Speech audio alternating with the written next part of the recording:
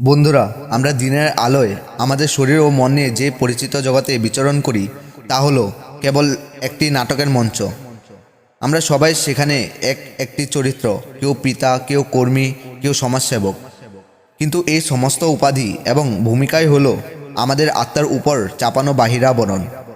এই আবরণ যখন গভীর রাতে সরে যায়, যখন চেতনার প্রদীপ ধীর হয়ে আসে, তখনই আত্মা প্রবেশ করে তার নিজস্ব জগতে, যা হলো স্বপ্ন।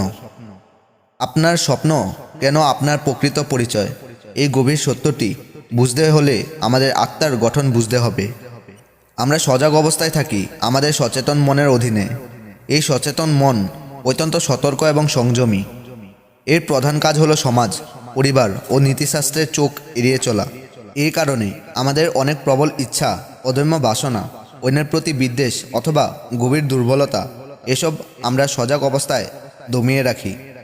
এই দমিত অনুভূতিগুলি জমা হয় আমাদের অচেতন মনের নিবৃত্ত কোণে, যাকে শাস্ত্রে বলা হয় সংস্কারের ভাণ্ডার।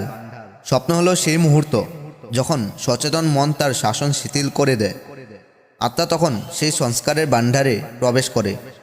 স্বপ্নগুলো এই চাপা পড়ে থাকা ইচ্ছা ও ভয়গুলিকে চিত্র ও ঘটনার মাধ্যমে তুলে ধরে।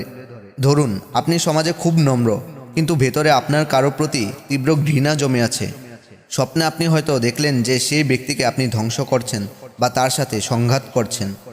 এই স্বপ্ন আপনাকে সরাসরি দেখিয়ে দিল আপনার আত্মার গভীরে লুকিয়ে থাকা সেই আগ্রাসী শক্তিকে, যাকে আপনি দিনের বেলায় প্রকাশ করতে ভয় পান।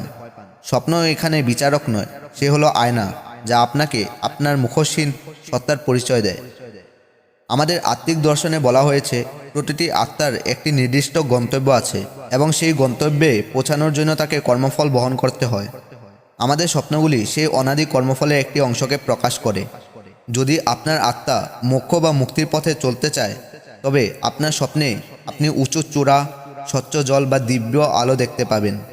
এই স্বপ্নগুলি হলো আপনার আত্মার সেই উচ্চগতির পরিচয়।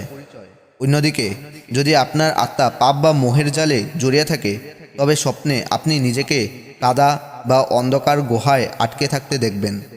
এই স্বপ্নগুলি আপনার আত্মার নিচের দিকে টান এবং বন্দিত্বের পরিচয় দেয়। স্বপ্ন আপনাকে বলে দেয় আপনি বর্তমানে কোথায় দাঁড়িয়ে আছেন এবং আপনার আত্মার প্রকৃত আকাঙ্ক্ষা কী।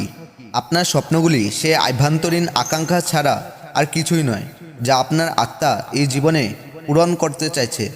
এটি আপনার কর্মের ফলস্বরূপ তৈরি হওয়া আপনার প্রকৃত পরিচয়পত্র। স্বপ্ন হলো আপনার মনের পবিত্রতার সবচেয়ে বড় প্রমাণ। আধ্যাত্মিক শাস্ত্রে বলা হয়েছে একজন যোগীর স্বপ্ন হয় সম্পূর্ণ শান্ত, স্বচ্ছ এবং ভবিষ্যৎদর্শী। সেখানে কোনো ভয়, উদ্বেগ বা অশান্তি থাকে না, কারণ তার মন আবেগ ও কলুষতা থেকে মুক্ত। এটি তার উন্নত চেতনার পরিচয়। অন্যদিকে, একজন ভীত, লোভী বা বিক্ষুব্ধ মানুষের স্বপ্ন হয় অশান্ত, ভয়াবহ ও এলোমেলো। এই ভয়ঙ্কর চিত্রগুলি দেখায় যে তার মনের গভীরে এখনও অজ্ঞানতার আধার জমাট বেঁধে আছে।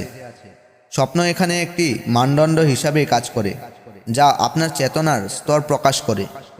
যখন কোনো স্বপ্ন আপনাকে ভয় দেখায়, তখন এটি বাইরের কোনো বিপদ নয়, বরং এটি আপনার ভেতরে জমে থাকা ভয়, যা আপনাকে দুর্বল করে রেখেছে। স্বপ্ন সেই দুর্বলতাটিকে দেখিয়ে আপনাকে চিনতে সাহায্য করে যে আপনি কখনো মুক্ত নন, এখনও আপনার ভয়কে জয় করা বাকি। এই অর্থে স্বপ্ন আপনাকে আপনার আধ্যাত্মিক পরিচয়ের সঠিক অবস্থানটি তুলে ধরে। অতএব বন্ধুরা, আপনার স্বপ্ন কেবল ঘুমের মধ্যে দেখা কিছু এলোমেলো দৃশ্য নয়, এটি হলো আপনার আত্মার নিঃশর্ত ভাষা, আপনার অচেতন মনের সত্য উক্তি। এটি সেই জানালা যা দিয়ে আপনি আপনার মুখোশহীন, দমিত বাসনাপূর্ণ, কর্মফলবাহী এবং নৈতিকভাবে স্থিত আত্মাকে দেখতে পান। স্বপ্ন আপনাকে চিনিয়ে দেয় আপনি আসলে কে এবং আপনি কি হতে চলেছেন। এই সত্য উপলব্ধি করাই হলো আত্ম অনুসন্ধানের প্রথম পদক্ষেপ। আপনার স্বপ্নকে বোঝার মাধ্যমে আপনি নিজের প্রকৃত পরিচয় জানতে পারবেন এবং মুক্তির পথে অগ্রসর হবেন।